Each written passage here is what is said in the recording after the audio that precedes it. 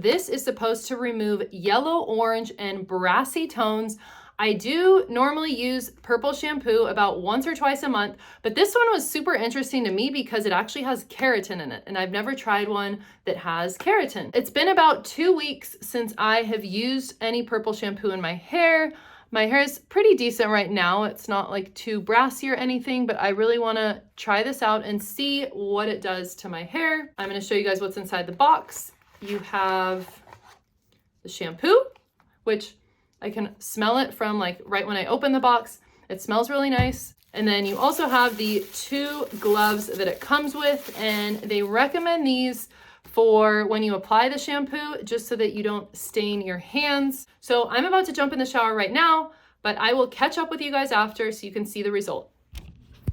So here is the final outcome.